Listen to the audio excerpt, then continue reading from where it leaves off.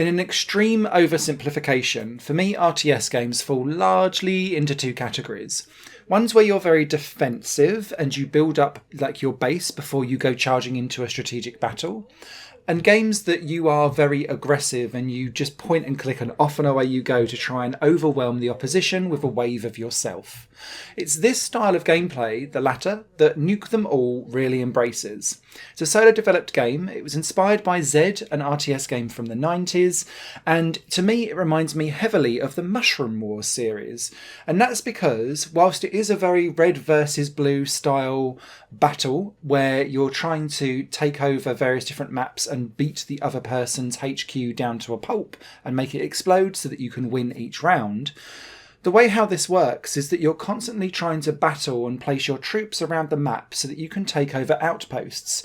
And these work like capture the flag, because a flag will literally raise and the outpost will turn into your colour.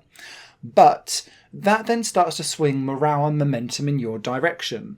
And so the more outposts you start to uncover and take over, the more beefy your troops become. They seem to take more damage, they seem to give more damage. You also generate troops faster as well, and this generates more currency for you to be able to then upgrade some of your factories that produce tanks, robot mechs, whatever it is that you've put on your army and arsenal to take into battle. And so you've really got this swing of momentum where you're pushing backwards and forth, having to be very aggressive, because if you let the opposition get too many flags and outposts early, you're then battling against diminishing returns and you're really having to battle against the tide. The beauty of all of this is that outposts often have various different functions. So you've got these basic capture the flag style things that will help swing the momentum. But the big crucial one here is that one of them will be a nuclear weapon, and this comes back to Nuke Them All. You might have someone that's got control of loads of flags, but if you're still in control of the nuclear weapon, every so often it counts down and is ready to launch a nuclear missile. And these are so powerful that the player in charge of the nuclear weapon can point it towards the other opponent's headquarters, and assuming it gets past their defensive like turrets to try and shoot some of these things down, it will slam into the headquarters and take away like half of the damage of that particular headquarters and get you very close to a victory, if not over the line for it, just by holding down that one outpost and really focusing in on it.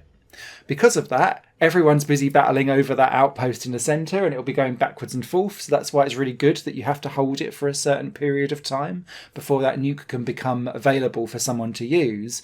And a lot of the central battle will focus around that. But there are other elements to the game too, not least being able to take over a UFO outpost and then get alien spaceships flying around as part of your arsenal. And the beauty of this is that a lot of these different things, like the UFOs, and I'll come on to zombies in a minute, are third-party wills in the battle that you can't control, but you have to be, or sometimes you can, but often you have to be cognizant of where they're coming from and what they're going to do to affect you. Because whilst it is red versus blue, there are other elements at play. So, for example, zombies appear from graveyards in portals that you can't control. You can try and smash them up and shut them down for a while, but every time day turns to night, zombies will appear. And so if you've sent all of your troops to go and fight your opponent, but not built up any kind of defence around your base, be that some turrets or some laser missiles, or just leaving some of your troops behind, zombies can come along and basically smash up your outposts and take them back over, and they become a neutral territory, which makes it much easier because zombies are quite easy to kill. It's just they come in huge numbers for your opponent to then come in and swoop and take something over that otherwise maybe they wouldn't have got to. So you have to think three-dimensionally as you go into these battles of, yes, I'm going full-on aggression, but sometimes I need to look behind me and send some people back as well, should UFOs or zombies or someone kick off a nuclear missile that's flying your way, so that you can stop it from causing all of the damage that it could do. I really love the aesthetic of this game. There's some ridiculously cheesy FMV, like, hey, commanders, going on that bring back such good Command and Conquer FMV-ness. I mean, it's not quite Tim Curry level, but you know what I mean? Where it's like a really hammed up overacting. And while it's heavily stylised, and I think it will be Marmite for some people, I really like the graphical design of this game because the maps feel like well drawn out. I'm not entirely sure if they're AI drawn or not, but I do like the aesthetic of it in general. And then it's as if we've got like really high resolution stickers being pulled out from like a sticker manual and being placed on top and moving around. And it just feels very tactile in the way how it all runs together. It also doesn't quite match, which usually I'd be like, but because it feels so hyper-realised, it all kind of then feels mismatched together in a well-matched way. I don't know if I'm describing that particularly well, but initially the graphics I was like, what? And then I really started to enjoy them as I went through the game.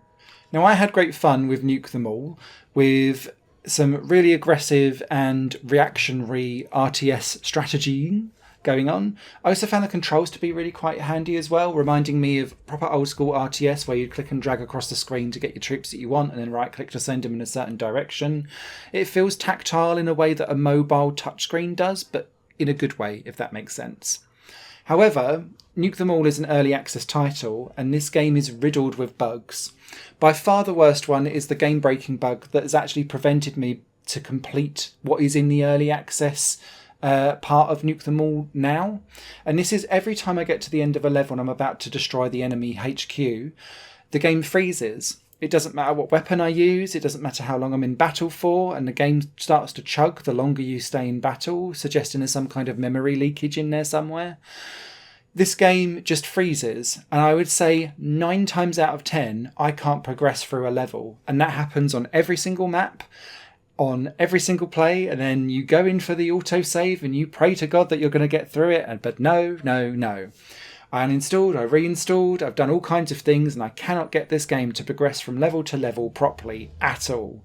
And by the time I got to level 6, I'd spent so many hours replaying the same levels over and over again, getting really frustrated and annoyed at it. I've just uninstalled it to make this review so that I could then be like, I'm done for now. I really hope that this gets sorted long term in the future whilst this is in early access, but fundamentally I can't recommend this game at the moment in its current state because it is unplayable, for me at least anyway. You might have perhaps a better roulette wheel in being able to get those levels to progress, but I am absolutely stuck. And it's a shame because actually I quite enjoy the moment-to-moment gameplay of Nuke Them All, and I like the style and the aesthetic and the silliness and stupidity of it all, but I can't recommend a game, truthfully, when I can't even progress through the levels, and that's just a fundamental that needs to be resolved.